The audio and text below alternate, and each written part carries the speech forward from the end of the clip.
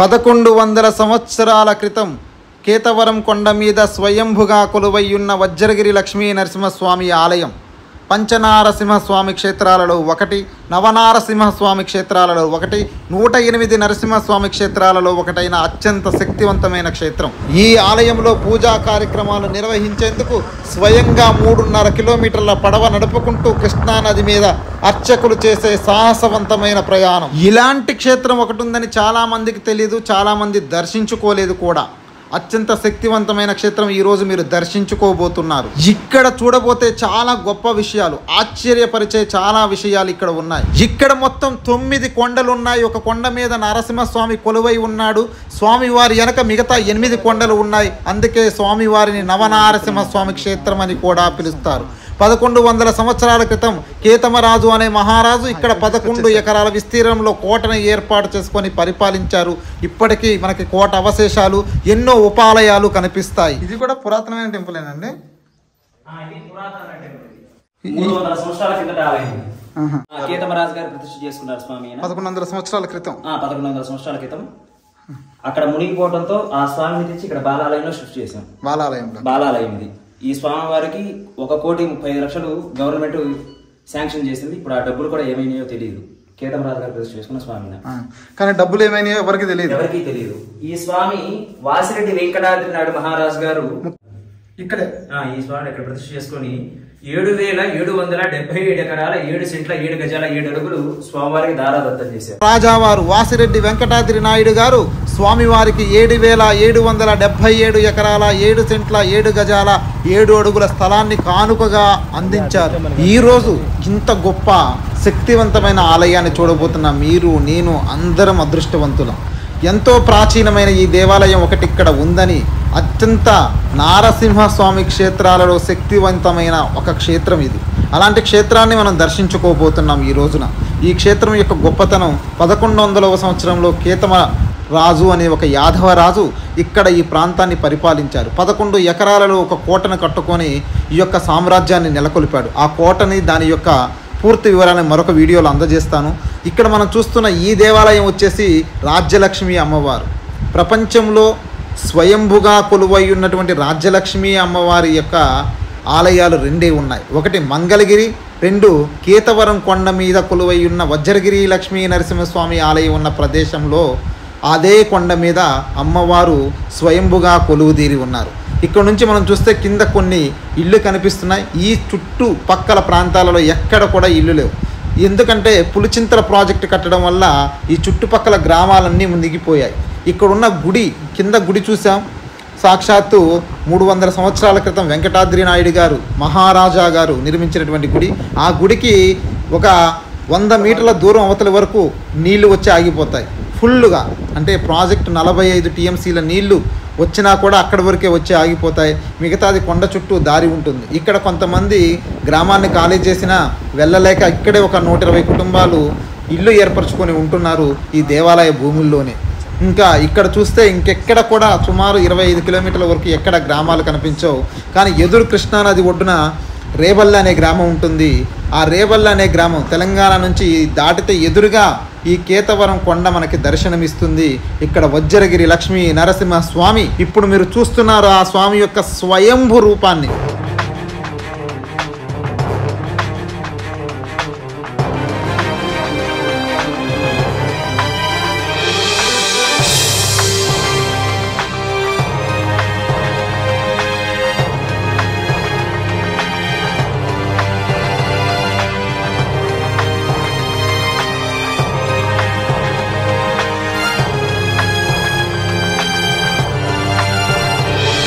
ఓం నమో కేతగిరి వజ్రలక్ష్మీ నారసింహాయ నమః. భగవద్బాంధవులారా, భక్త మహాశైలారా, అఖిలాండకోటి బ్రహ్మాండ నాయకుడు కేతవరం వజ్రలక్ష్మీ నరసింహస్వామి వారు నవనారసింహ క్షేత్రంలో క్షేత్రం, అలాగే పంచనారసింహ క్షేత్రంలో క్షేత్రం, 108 నరసింహస్వామి క్షేత్రాల్లో ఇది క్షేత్రం. నవనారసింహములు అహోబిలం, అంతర్వేది, సింహాచలం, యాదగిరిగుట్ట, తదుపరి వాడపల్లి, మట్టపల్లి, కేతవరం, వేదాద్రి, మంగళగిరి. నవనారసింహ క్షేత్రంలో ఆగమం ప్రకారంగా ఈ యొక్క క్షేత్రం 2వ స్థానంలో ఉంది. అలాగే నవనారసింహ క్షేత్రములలో 7వ స్థానం అంటే 7వ స్థానంలో ఉంది. పంచనారసింహ క్షేత్రములలో 3వ స్థానంలో ఉంది ఈ యొక్క క్షేత్రం. ఇంతటి విశిష్టత గల క్షేత్రానికి దారి మార్గం లేదు. తదుపరి ఈ యొక్క కృష్ణానది ఉత్తర వాహినిగా మారుతుంది. ఉత్తర వాహిని వాసుడు కృష్ణానది మీద పులిచింతల అనే ప్రాజెక్టు కట్టడం వల్ల ఈ యొక్క ఆలయాన్ని పూర్తిగా విసర్జన చేయడం జరిగింది. దానివల్ల 2018 మార్చి నెల నుండి ఈ యొక్క దేవాలయానికి అభివృద్ధి కార్యక్రమాలు ప్రారంభమై నేను కూడా ఈ యొక్క ప్రాంతంలో నివాసం ఉండడానికి విద్యుత్ సౌకర్యం కానీ ఉండటానికి గృహ అవసరాలు కానీ లేవు. కావున ప్రతి శుక్రవారము, శనివారము, ఆదివారము ఈ 3 రోజులు కూడా స్వామివారి యొక్క కైంకర్యాలు జరుగుతాయి. నేను తెలంగాణ ప్రాంతం నుండి నా యొక్క సొంత పడవ వేసుకొని నేనే వచ్చి స్వామివారికి యొక్క అర్చనా కైంకర్యాలు జరుపుతూ ఉన్నాను 2018 నుంచి కూడా. ఈ యొక్క స్వామివారు వజ్ర నారసింహుడు, వజ్రాలయ్య అని నామకరణంగా పిలువబడుతుంది. కోహినూరు వజ్రం కూడా ఈ యొక్క ప్రాంతానికి చెందిందే. ప్రతి సంవత్సరం కూడా వర్షాకాలంలో వర్ష ఋతువు ఏర్పడగానే 2 నుంచి 3 వజ్రాలు కూడా దొరుకుతూ ఉంటాయి ఈ యొక్క ప్రాంతంలో. ఇది విశిష్టత గల క్షేత్రం, నారసింహ క్షేత్రం. ఈ యొక్క క్షేత్రం స్వామివారు 1100 సంవత్సరాల పూర్వకాలంలో కేతమరాజు అనే రాజుగారు, యాదవరాజు గారు ఈ యొక్క ప్రాంతాన్ని పరిపాలిస్తూ ఉండగా ఆ యొక్క రాజుగారికి ఈ కొండ దిగువ భాగాన ఒక వేప చెట్టు కింద పడుకున్నారు రాజుగారు. కాస్త భోజనం చేసి వేటాడిన తర్వాత ఆ యొక్క స్వప్నంలో స్వామివారు పడి, ఓ రాజా, నేను ఈ యొక్క కొండపై వెలిసి ఉన్నాను నారసింహస్వామిని, నీవే స్వయంగా వచ్చి దర్శనం చేసుకుని ఆలయాన్ని నిర్మాణం చేయవలసిందిగా ఆజ్ఞాపిస్తారు నారసింహస్వామి వారు. వారి యొక్క స్వామివారి యొక్క కోరిక మేరకు ఆ రాజుగారు ముందుగా తన పరివారాన్ని అంటే భటుల్ని యొక్క ప్రాంతం అంతా కూడా వెతికించసాగుతాడు. ఆ వెతికించసాగినా గానీ స్వామివారి యొక్క ఆనవాడు ఎక్కడా కూడా కనిపించలేదు. స్వామివారు ముందే విన్నవించారు ఆ యొక్క రాజుగారికి. ఏమని చెప్పారు? ఓ రాజా, నేను నారసింహస్వామిని కొండపై స్వయంభూగా వెలిసినాను, నీకే దర్శన భాగ్యం కల్పిస్తానని రాజుగారు ముందుగానే ఆ రాజుగారికి చెప్పడం జరిగింది స్వామివారు. అయినా గాని రాజు అనే ఒక అహంకారంతో ఆ యొక్క స్వామివారిని నిర్లక్ష్యం చేసి తన భటుల్ని పరివారాన్ని వెతికించసాగాడు. ఆ యొక్క భటులకి ఎక్కడా కూడా స్వామివారి యొక్క ఆనవాడు కనిపించలేదు. తిరుగు ప్రయాణమై తన యొక్క కోటకు అంటే కృష్ణానది ఒడ్డున కోటకు ఒక 11 ఎకరాల సుమారులో ఆ యొక్క రాజుగారి కోట ఏర్పరచుకొని అక్కడే నివాసం ఉండటం జరిగింది. ఆ రాజుగారు తిరుగు ప్రయాణమై ఆ కోటకు చేరుకున్నారు. చేరుకున్న కొంతకాలానికి 3 మాసాలకి సుమారుగా 3 మాసాలకి మరలా ఇదే ప్రాంతానికి అటవీ ప్రాంతం, ఇదంతా కూడా అరణ్య ప్రాంతం. 9 కొండలు ఉన్న ఈ యొక్క ప్రాంతంలో 9వ కొండలో స్వామివారు ఉన్నారు. ఈ అరణ్య ప్రాంతం కావడంతో రాజుగారు మళ్ళీ అదే విధంగా ఆ యొక్క వారి యొక్క వేట ఆడుకొని తదుపరి కాస్త భోజనం చేసి మళ్ళీ అదే వేప చెట్టు కింద నిద్రించడం జరిగింది. ఆ నిద్రావస్థలో జారుకోగానే వీపున 5 ఏళ్లతో ఒక దెబ్బ కొట్టినట్టుగా కొట్టారు స్వామివారు. దిగ్గుని లేచి చూసేసరికి ఎవరూ లేరు. కృష్ణానది నది నుండి ఒక పండు ముసలి అతను దాదాపుగా 80 నుంచి 90 ఏళ్ల మధ్య ఒక ముసలతను అటు నుంచి కృష్ణానది నుండి వస్తూ ఉండగా ఆ రాజుగారు, ఓ తాత, నీవు నన్ను ఏమైనా లేపావా, లేకపోతే నన్ను ఏమైనా పలకరించావా, నన్ను ఏమైనా కొట్టావా అని ఆ యొక్క పండు ముసలతన్ని ప్రశ్నించాడు. ఓ మహానుభావా, ఓ రాజుగారు, మిమ్మల్ని మీ ధరికి చేరటం కూడా, మిమ్మల్ని తాకటమే మాకు అదృష్టం, కానీ అటువంటిది మీరు మహానుభావులు, మిమ్మల్ని మేము ఎలా తాకి మిమ్మల్ని కొట్టడం జరుగుతుంది అని ఆ యొక్క రాజుగారికి ఆ విన్నవించాడు ఆ పండు ముసలుడు. సరే గాని తాత, ఒకసారి ఇటు నా దగ్గరకు వచ్చి నా వీపుని ఏదో బాగా నొప్పిగా ఉంది, ఒకసారి నువ్వు చూసి ఏమైందో చెప్పగలవా అని చెప్పాడు. అప్పుడు ఆ ముసలతను సరే రాజుగారిని ఆయన యొక్క వస్త్రాలను తీసి చూడగానే 5 వేళ్లతో బాగా ఎర్రగా పొంగిపోయి ఉందట ఆ యొక్క నా రాజుగారికి. వామ్ము, ఏమిటిది ఇలా జరిగింది రాజుగారు, ఏంటి, ఎవరిని కొట్టారా ఏంటి, ఎవరిని పుడేవాడిని గిరిందా ఏంది అని అన్నాడట ఆ యొక్క ముసలతను. సరే దాదా, నువ్వు వెళ్ళిపో, నాకు చాలా బాధగా ఉంది, నేను నొప్పికి తట్టుకోలేకపోతున్నానని అనేసరికి ఆ పండు ముసలతను మళ్ళీ అదే కృష్ణానది వైపుగా వెళుతూ ఉన్నాడట ఆ యొక్క పండు ముసలతను. చూసేసరికి ఇక ఏమి పండు ముసలతను వెళ్ళిపోతూ ఉండగా రాజుగారు దిగ్భ్రాంతి చెందాడు. ఏమిటిది మాయ అని ఆలోచన చేసేవాడు. వెనుక తిరిగి చూడగానే ఆ పండు ముసలతను అక్కడ చూసేసరికి లేడట. అక్కడి నుంచి అదృశ్యమైపోయాడట. ఓహో, ఈయన నారసింహస్వామి వారు అని అప్పుడు ఆలోచించి ఆ యొక్క పండు ముసలతను అతనే నారసింహస్వామి వారు కొని ఆ యొక్క ఆలోచనలో పడ్డాడట నారసింహస్వామి వారు. అప్పుడు ఆ యొక్క రాజుగారికి ఆకాశ మార్గం నుండి, ఓ రాజా, వచ్చింది నేనే, ఎవరో కాదు, నీకు దర్శన భాగ్యం కల్పించింది నేనే. కాబట్టి నీకు గతంలోనే చెప్పి ఉన్నాను, నేను నీకే దర్శన భాగ్యం కల్పిస్తానన్నాను కానీ నీ యొక్క భటులు కల్పించలే చెప్పలేదు. కావున నువ్వు దయించి నువ్వే చక్కగా దర్శన భాగ్యం కల్పించుకోమని చెప్పాను కానీ నువ్వు నిర్లక్ష్యం చేసావని చెప్పేసరికి రాజుగారు, ఓహో స్వామి, నేను నాది అపరాధం క్షమించు, మరి నేను నిన్ను దర్శనం చేసుకోవడం ఎలా అని చెప్పగానే అప్పుడు ఆ యొక్క స్వామివారి ఈ విధంగా చెప్తున్నాడట, ఓ రాజా, కొండపై 6 చెట్టు ఉంటుంది, 6 చెట్టుపై గరుడ పక్షి ఉంటుంది. ఆ యొక్క గరుడ పక్షి తూర్పు ముఖంగా ఉంటుంది. నేను పడమర దిక్కుగా ఉన్నాను, అక్కడికి వెళ్లి నేను దర్శనం చేసుకోమంది ఆజ్ఞాపిస్తాడు ఆ యొక్క రాజుగారికి స్వామివారు. అదే విధంగా ఆ యొక్క రాజుగారు దిగ్గులు లేచి తన గుర్రాలతో తన యొక్క భటులతో సహాయంతో ఈ ప్రాంతం అంతా వెతుకుతూ ఉండగా ఈ యొక్క రాజుగారు మాత్రం ఈ యొక్క ప్రాంతానికి రాగానే ఇక్కడ 6 చెట్టుపై ఉంది, 6 చెట్టుపై గరుడ పక్షి. ఆ గరుడ పక్షి తూర్పు ముఖంగా దిగింది. స్వామివారి పడంలో దిక్కు ఉండేసరికి ఇక్కడే సాక్షాత్కరించాడు ఆ యొక్క నారసింహ స్వామివారు. ఇక్కడ దర్శనం చేసుకొని ఇక్కడే ఈ యొక్క ప్రదేశంలోనే ఆలయాన్ని కట్టించడం జరిగింది. తదుపరి నది ఒడ్డున ఒక నారసింహస్వామిని ప్రతిష్ఠ చేసుకున్నాడు.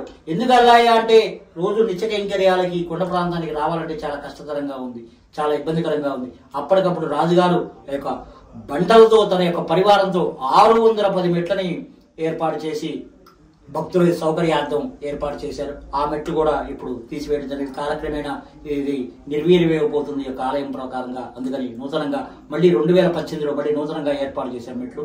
తదుపరి నది ఒడ్డునున్న ఒక నారసింహస్వామిని నిత్య కైంకర్యాల కోసం, ఆ యొక్క రాజుగారి యొక్క అవసరాల కోసం, స్వామివారి యొక్క బ్రహ్మోత్సవాల కోసం అక్కడ స్వామివారిని ప్రతిష్ఠ చేసుకుని అక్కడ ఆలయాన్ని కట్టించడం జరిగింది. ఇది దీని యొక్క పరివారంతో స్వామివారి యొక్క పరివార దేవతలంతా కూడా అక్కడే నిక్షిప్తమై ఉండేటట్టుగా 108 ఆలయాలు మొత్తం ఈ యొక్క ప్రాంతంలో కేశమరాజు గారు ఏర్పాటు చేసి ఉన్నారు. కానీ ఏ రోజు కూడా స్వామివారికి యొక్క కైంకర్యార్థం స్థిర ఆస్తి అనేది ఎక్కడ కూడా స్వామివారికి ఇవ్వలేకపోయాడు. తన యొక్క సొంత ఖజానా నుంచి తన సొంత డబ్బులతో స్వామివారి కైంకర్యాలు చేసుకుంటూ వచ్చాడు. ఇది దీని యొక్క విశిష్టత. రాజుగారి యొక్క కాలక్రమేణా 1100 సంవత్సరాల పూర్వకాలం నాటి యొక్క రాజుగారు నారసింహస్వామి వారి యొక్క చరిత్ర. తదుపరి కేశమరాజు గారి యొక్క పరిపాలన అంతమైపోయింది. వెంకటాద్రి నాయుడు, వాసిరెడ్డి వెంకటాద్రి నాయుడు మహారాజు గారి యొక్క పరిపాలన వచ్చింది. వారి యొక్క పరిపాలనలో మరి ఒక నారసింహస్వామిని దిగువ భాగంలో ఉన్న కొండ కింద దిగువ భాగంలో మరి ఒక ఆలయాన్ని ప్రతిష్ఠ చేసుకొని నిర్మాణం చేసుకొని అందులో మరి ఒక నారసింహస్వామి ప్రతిష్ఠ చేశాడు. ఆ నారసింహస్వామి ఆలయం కట్టడానికి కూడా కొండ దిగువనున్న కృష్ణానది ఎక్కడో దూర ప్రాంతంలో ఉంది. ఆ ఆలయాన్ని కట్టాలంటే నీళ్లు ఇవన్నీ అవసరాలు కావాలి. కాబట్టి అక్కడికక్కడే నది ఒడ్డునున్న ఆలయానికి కొండ దిగువ భాగాన్ని ఎదురుగా ఖాళీ స్థలంలో ఒక కొలంలాగా తీశాడు.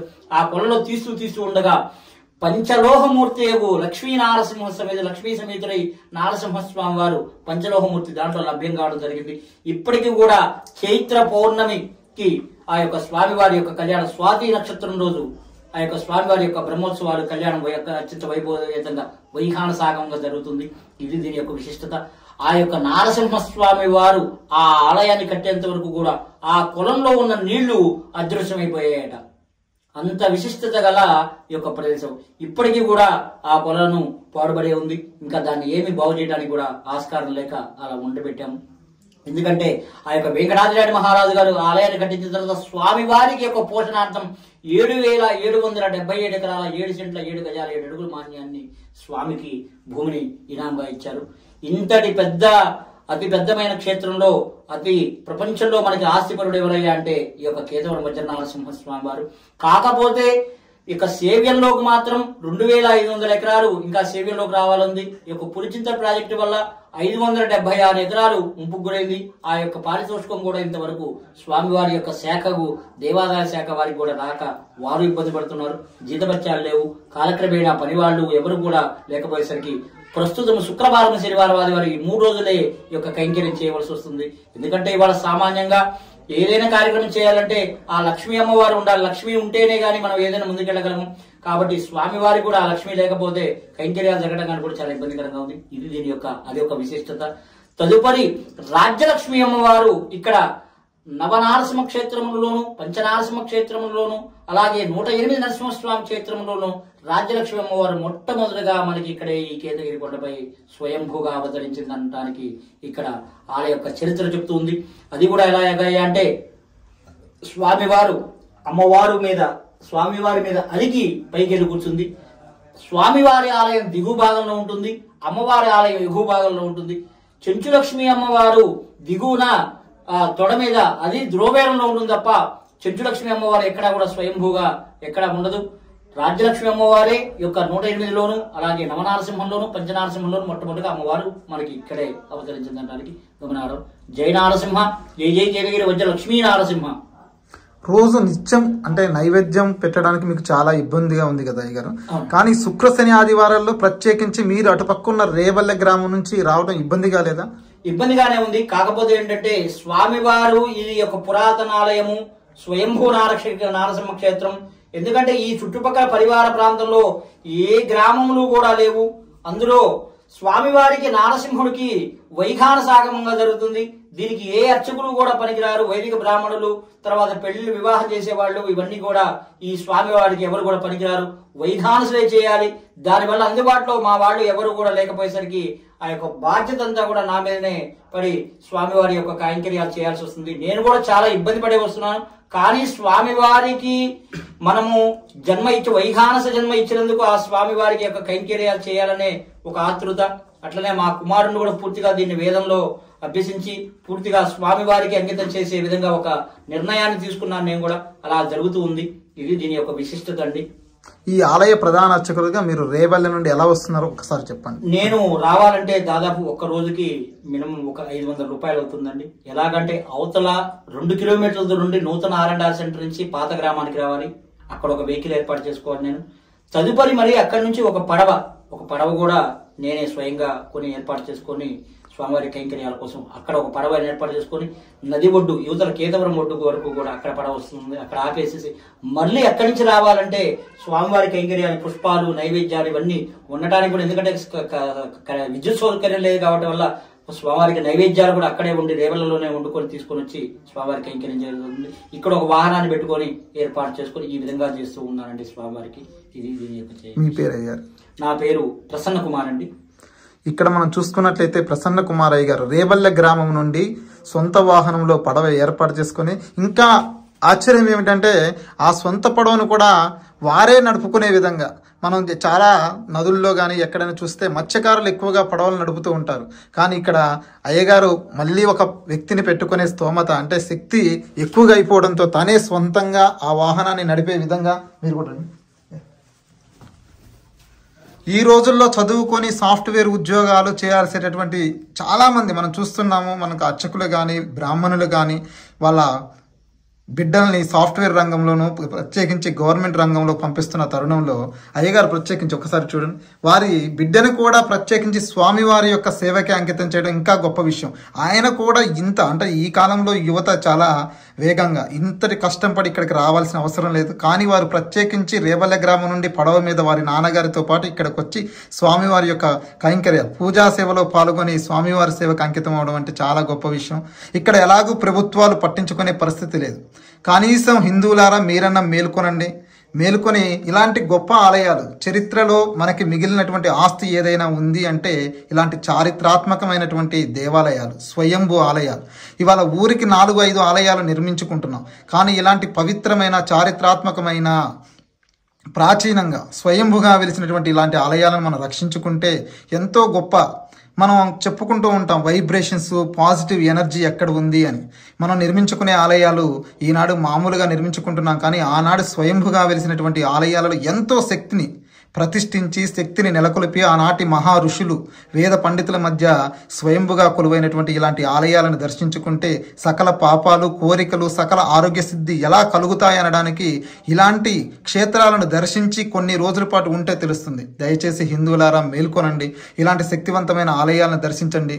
వాళ్ళ బాబు ఉన్నారు అయ్యగారు, ఆయనతో కూడా మాట్లాడే ప్రయత్నం చేద్దాం. అయ్యగారు చెప్పండి. నమస్తే అండి. నమస్కారం అండి. నా పేరు బీవీ చెన్నకేశవాచార్యులు. నేను వైఖాన సాగమం ద్వారకా తిరుమలలో నేర్చుకున్నాను. నాన్నగారితో పాటు స్వామివారి సేవలో పాల్గొంటాను. స్వామివారి సేవతో పాటు పాల్గొన్నారు. స్వామివారి సేవకి పూర్తిగా అంకితం అయిపోయారు.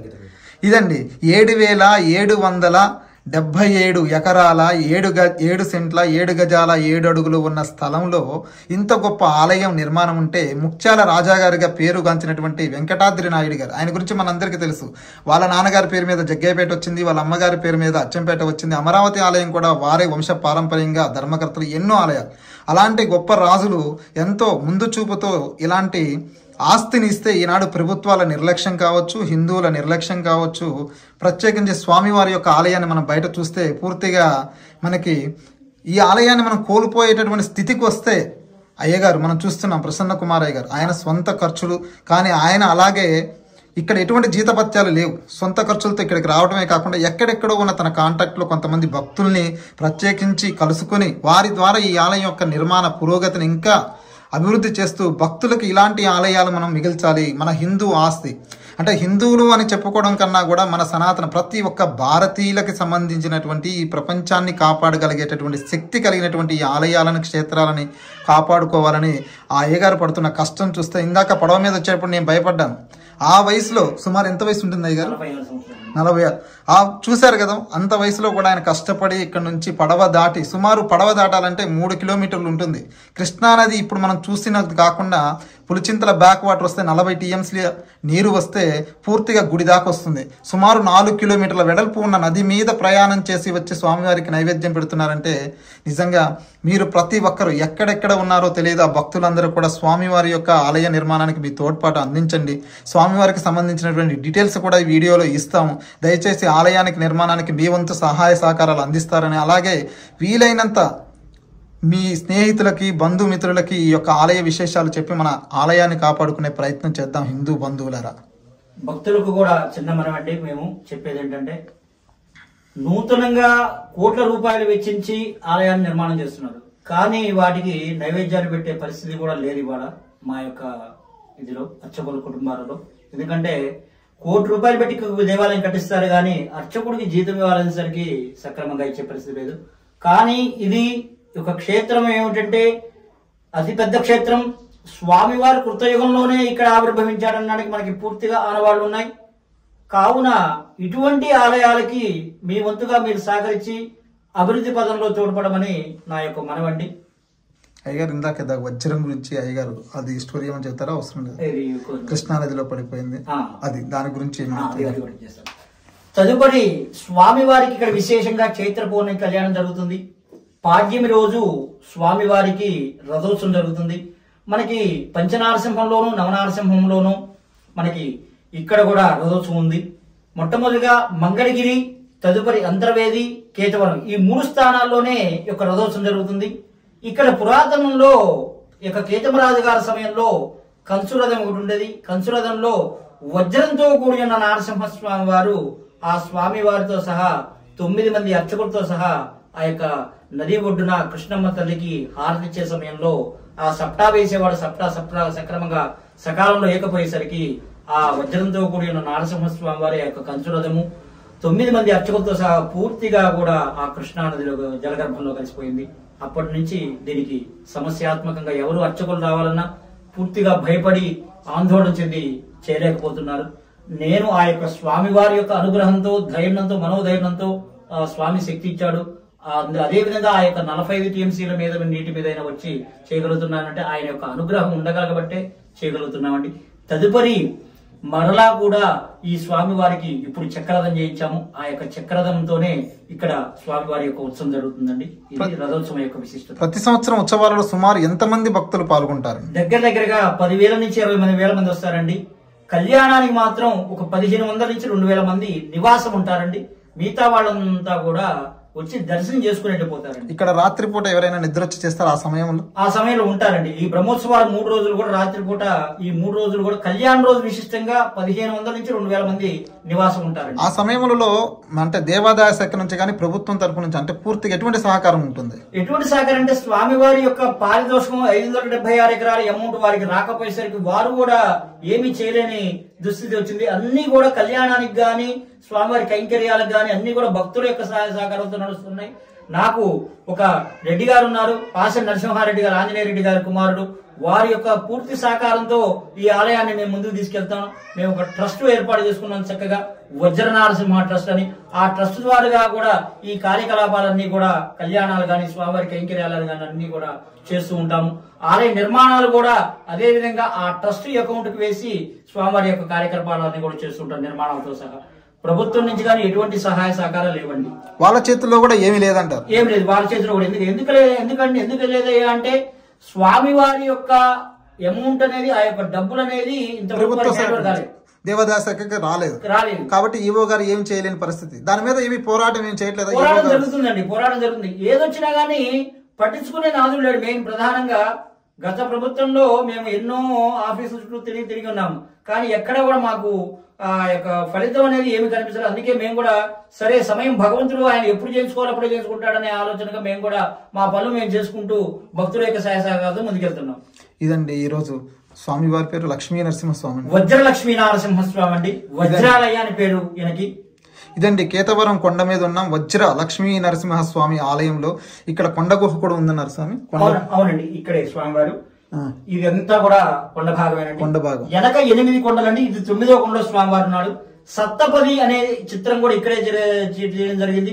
గోవులు తెల్లన గోపై నల్లన అనే పాట కూడా ఇక్కడే ఈ యొక్క అంటే మొత్తం 9 కొండల నడుమ 9వ కొండ మీద వజ్ర లక్ష్మీ నరసింహస్వామి స్వయంభూ రూపంలో ఈ కేతవరం కొండ మీద వెలిశారు. అవునండి, కొండ 9వ కొండలో స్వామివారు ఉంటారు. 9 కొండలు వెనక 8 కొండలు ఉన్నాయండి. ఈ 9 కొండలు వెనక 8 కొండలు, ముందు భాగంలో ఒక కొండ. అది ముందు భాగంలో కృష్ణానది ఒడ్డును, కృష్ణానదికి 1 కిలోమీటర్ ఉంటుందండి. కిలోమీటర్ దూరంలో ఇది ఉంది. చాలా గ్రామాలు ఉండే గానీ పులిచింతల ప్రాజెక్టు కట్టడంతో దీనికి అంతా కూడా సమస్యాత్మకంగా అయిపోయింది. మిగతా దేవాలయాలన్నీ, మిగతా గ్రామాలన్నీ కానీ వేరే చోటికి ప్రభుత్వం ఏర్పాటు చేశారు. దేవాలయాన్ని మాత్రం ఎక్కడా కూడా దీన్ని పట్టించుకున్న దాఖలాలు లేవండి ప్రభుత్వాలు. ఇప్పుడంతా దాతలే, అంతా దాతలండి. ప్రతి ఒక్కటి కనీసం ఈ తులసి పుష్పాలు కూడా భక్తుల ద్వారాగానండి. మొత్తం దాతలు ఇచ్చాయి, అన్ని భక్తులే. ప్రత్యేకించి స్వామివారి దగ్గర ఎవరైనా ప్రత్యేకించి పూజా కార్యక్రమాలు చేసుకోవాలని వేరే ప్రాంతాల నుండి వచ్చేవారు భక్తులు మీకేదైనా ఫోన్ చేస్తే మీరేదైనా ఆ రోజు పలానా రోజు రమ్మనమని ప్రత్యేకంగా పూజా కార్యక్రమాలు జరిపించేటటువంటి అవకాశం ఉందండి. అవకాశం ఉంది. ఎందుకంటే ఇక్కడికి రావాలంటే ముందు ప్రధానంగా దారి మార్గం లేదు, దానివల్ల భక్తులు ఇబ్బంది పడుతున్నారు. ఇప్పుడు ఇక్కడికి మనకి సుమారుగా సత్తెనపల్లి నుండి కానీ ఇటు పక్క అచ్చంపేట నుండి కానీ బెల్లంకొండ నుండి కావాలంటే రవాణా మార్గం ఎటు నుంచి ఉందండి? మనకి దీని యొక్క హెడ్ క్వార్టర్ మండలం బెల్లంకొండ అండి. బెల్లంకొండ వచ్చేసి 25 కిలోమీటర్లు, అచ్చంపేట వచ్చేసరికి 50 కిలోమీటర్లు, తదుపరి సత్తెనపల్లి వచ్చేసరికి 45 కిలోమీటర్లు, పిడుగురాల 30 కిలోమీటర్లు అండి. ప్రభుత్వం వారు ఒక దారి మార్గం ఏర్పాటు చేస్తే ఈ 3 మార్గాల నుంచి కూడా రావడానికి సౌలభ్యంగా ఉంటుంది. ప్రత్యేకించి అంటే బెల్లంకొండ నుంచి అయితే చాలా దగ్గరగా ఉంది. 25 కిలోమీటర్ల దూరంలో ఈ వజ్ర లక్ష్మీ నరసింహస్వామి ఆలయం ఉంది. 25 కిలోమీటర్ల దూరంలో. అటు తెలంగాణ నుంచి పడవల మీద వస్తారండి. ఎక్కువ భక్తులు ఎటు పక్క నుంచి ఎక్కువ తెలంగాణ ప్రాంతం నుంచి ఎక్కువ వస్తున్నారు. ఎందుకంటే వాళ్ళకి సౌలభ్యంగా ఉంది. ఎందువల్ల అంటే పడవ దాటగానే ఇటు పక్క ఆ స్వామివారు. కానీ కృష్ణానదికి ఇక్కడ నుంచి కూడా 1 కిలోమీటర్ దూరం నడవాల్సిందే అండి. ప్రత్యేకించి ఇది ఆంధ్రాలో ఉన్నప్పటికీ కూడా తెలంగాణ భక్తుల సంఖ్య ఎక్కువగా ఉంటుంది. ఇక్కడ ఎక్కువగా ఉంటుంది. చాలా మంది ఎందుకు ఇక్కడ అంటే పూర్తిగా ప్రాచుర్యం అంటే పబ్లిసిటీ లేకపోవడం వలన, లేకపోతే ఈ స్వామి ఎక్కడ పలానా చోట ఉన్నాడని చాలా మందికి తెలియదా? కాదండి, దారి మార్గం లేకపోవడం వల్ల దీనికి రాలేకపోతున్నారు. మెయిన్ ప్రధానమైన సమస్య దారి మార్గం. అదే ప్రభుత్వం కనుక దారి మార్గం ఏర్పాటు చేసినట్టయితే చక్కగా విరివిగా రోజుకి కనీసం 100 నుంచి 150 మంది దర్శనం చేసుకోవడానికి ఆస్కారం ఉంది. ప్రతినిత్యం పూజా కార్యక్రమాలు జరుపుకోవచ్చు. ఇప్పుడు కార్యక్రమాలన్నీ సుమారుగా ఎంత ఖర్చు అయి ఉంటుందండి మీరు చేపించిన దాతల కార్యక్రమాలు? దగ్గరగా 2 కోట్ల రూపాయల వరకు 2 కోట్ల రూపాయలు దాతలే ఇచ్చారు. దాతలేనండి. ఈ స్వయంభూ నరసింహ స్వామి వారి ఆలయం కూడా గుదిబండ వెంకట సాంబరెడ్డి గారని కొల్లిపర వాసవిలు, వారు గుంటూరులో వెంకటేశ్వర విద్యా సంస్థ చైర్పర్సన్ గారు, వారు కూడా దగ్గరగా 3 కోట్ల రూపాయలు పెట్టి ఆలయాన్ని పునర్నిర్మాణం చేయబోతున్నారు. అమ్మవారి ఆలయము తమిళనాడు వాస్తవ్యులు రామకృష్ణన్ గారు, వారు 86 లక్షల రూపాయలతో ఆలయాన్ని వాళ్ళని నిర్మాణం చేశారు. అట్లాగే మెట్లు భాస్కరరావు గారిని బెల్లంకొండ మాజీ ఎంఆర్ఓ గారు, వారు దగ్గరగా 12 లక్షల రూపాయలతో ఏర్పాటు చేశారు. రథశాల కూడా ఏర్పాటు చేశారు. రథోత్సవం తడిసిపోతూ ఉంటే ప్రభుత్వం గారు కానీ ఎవరు పట్టించుకోపోయేసరికి మా యొక్క వజ్ర నరసింహ ట్రస్ట్ బోర్డు చైర్మన్ గారు పాసెం నరసింహారెడ్డి గారి యొక్క ఆధ్వర్యంలో వారి యొక్క బియ్యం షడ్డకులు రథశాల డోనర్స్ సంజీవ్ రెడ్డి గారిని వారి దగ్గర కూడా 10 లక్షల రూపాయలు ఏర్పాటు చేసుకుని వారు ఆ యొక్క నిర్మాణాలు ఇవన్నీ ఒక్కొక్కటి చెన్నై నుంచి కూడా వస్తారా దేవాలయం? చెన్నై, బెంగళూరు, లండన్, అమెరికా, వివిధ ప్రదేశాలు. ఈ యొక్క ఎందుకంటే 108 సంవత్సరంలో ఏదండి అంటే మీకు వచ్చే దాతలందరూ కూడా వేరే రాష్ట్రాలు వేరే దేశాలకు చెందిన వారే ఎక్కువగా ఉన్నారు. అవునండి. చూసారండి, ఈ దేశంలో పుట్టి ఈ రాష్ట్రంలో ఈ మండలంలో ఈ పక్కన గ్రామాలలో నివసించే మనం ఈ స్వామివారిని దర్శించుకోవడానికి ఇబ్బంది పడుతున్న ఈ తరుణంలో ఎక్కడో చెన్నై పట్టణం మహానగరం నుండి ఇక్కడికి వచ్చి స్వామివారికి అంటే పైన రాజ్యలక్ష్మి అమ్మవారికి 85 లక్షల రూపాయలతో దేవాలయం నిర్మాణం చేశారు. ఎక్కడో లండన్లో అమెరికాలో ఉన్నటువంటి వారు వచ్చినప్పుడల్లా స్వామివారి దర్శనం చేసుకోవడమే కాకుండా వారు రాకపోయినా స్వామివారికి ఎటువంటి ఆటంకం కలగకుండా ఎప్పటికప్పుడు వారి సహాయ సహకారాలు అందిస్తున్నారు. మనం సిగ్గుపడాల్సిన అవసరం ఎంతైనా ఉంది. ఇక్కడ ఈ విషయంలో మాత్రం చుట్టుపక్కల ఉండి స్వామివారిని పట్టించుకోకపోవడమే కాకుండా ఇలాంటి రాజకీయ నాయకులు ప్రభుత్వాలకు కూడా ఇలాంటి ఆలయం గురించి చెప్పుకోలేకపోవడం ఎంత దౌర్భాగ్యం అంటే ఈరోజు ఎన్నో చోట్ల వేరే మత సంస్థలకు చెందినటువంటి వాటి గురించి వారు మత పెద్దలు అభివృద్ధి చేసుకుంటుంటే ఇక్కడ రాజకీయ నాయకులు కులం అని కొట్టుకుంటూ ఇక్కడ ఉన్నటువంటి అత్యంత శక్తివంతమైన ఆలయాలను మర్చిపోతున్నాం. ఎంత దౌర్భాగ్యం అంటే ఇది ఎప్పటికీ కూడా ఒక ముప్పే, మహాప్రళయమే. ఎప్పుడైతే మన జీవనానికి ఆధారమైనటువంటి ఆ భగవంతుని మర్చిపోతామో ఆ క్షణం నుండి మన పతనం ప్రారంభం అయినట్టే. కాబట్టి దయచేసి ఇప్పటికైనా సరే లోకల్గా తిరిగే రాజకీయ నాయకులు కావచ్చు, పై స్థాయిలో ఉన్నవారు కావచ్చు, అధికారులు కావచ్చు, మీ యొక్క మార్గం ఎంతవరకు ఉందో అంతవరకు వెళ్ళి ప్రభుత్వానికి ఈ యొక్క సమస్యను చేరేలా చేసి ఈ సమస్యను పరిష్కరించడం అంటే సమస్య కాదు, ఆ భగవంతునికి మనం సేవ చేసే అవకాశం భగవంతుడు ఇస్తున్నట్టుగా భావించి మీ వంతు సహాయ సహకారాలను చేయాలని కోరుకుంటూ జై లక్ష్మీ నరసింహస్వామికి జై జై.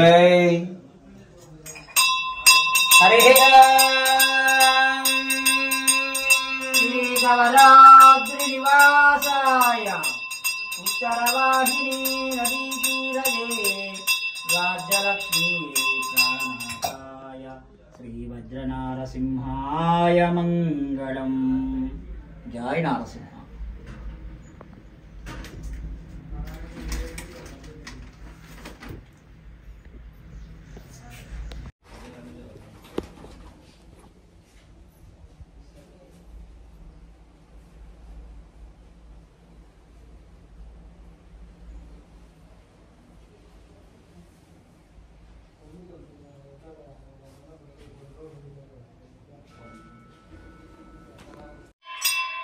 గోవింద నారసింహ గోవింద, కేశవరాద్రి గోవింద, శ్రీ వజ్రలక్ష్మీ నారసింహ గోవింద.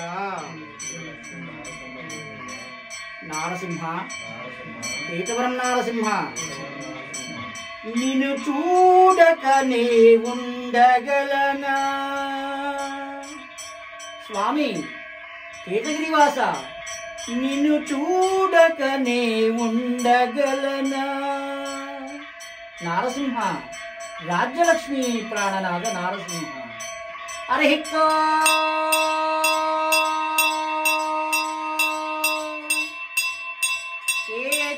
కేశవరాద్రి నివాసాయ ఉత్తరవాహిని నదీ తీరయే రాజ్యలక్ష్మీ ప్రాణనాథాయ శ్రీ వజ్రనారసింహాయ శ్రీ వజ్రలక్ష్మీ నారసింహాయ శ్రీ శ్రీ శ్రీ వజ్రలక్ష్మీ నారసింహాయ మంగళం. సుందరాయ శుభాంగాయ మంగళాయ మహోదశే శ్రీకేతగిరి సార్వభౌమాయ కృష్ణానదీతటస్థాయ శ్రీవజ్ర లక్ష్మీ నారసింహాయ మంగళం.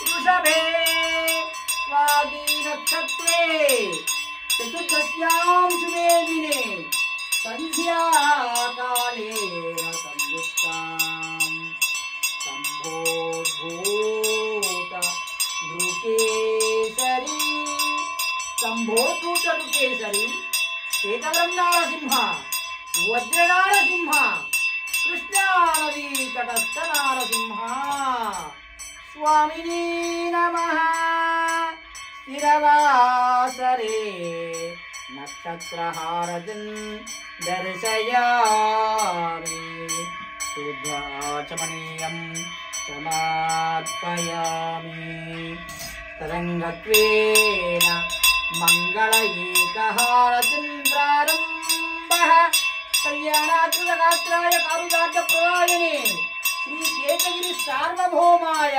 అఖిలాండకోటి బ్రహ్మాండ నాయకాయ శ్రీ శ్రీ వజ్రసింహాయ మంగళం స్వామినే నమః దివ్యమంగళ ఏక హారతిం దర్శయామి.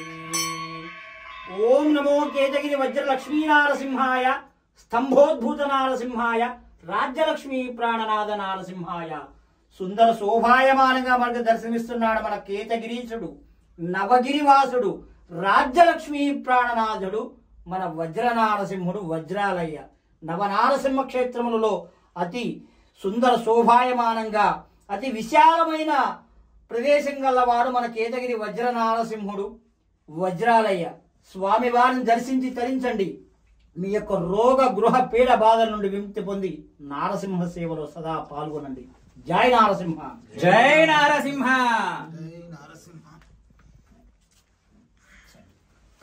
జై బలో కేతగిరి వజ్రలక్ష్మీ నారసింహ స్వామి వారికి, రాజ్యలక్ష్మీ ప్రాణనాథ నారసింహ స్వామి వారికి, ఉత్తర వాహిని వాస నారసింహ స్వామి వారికి. జై సింహ, జై నారసింహ, జయ సింహ.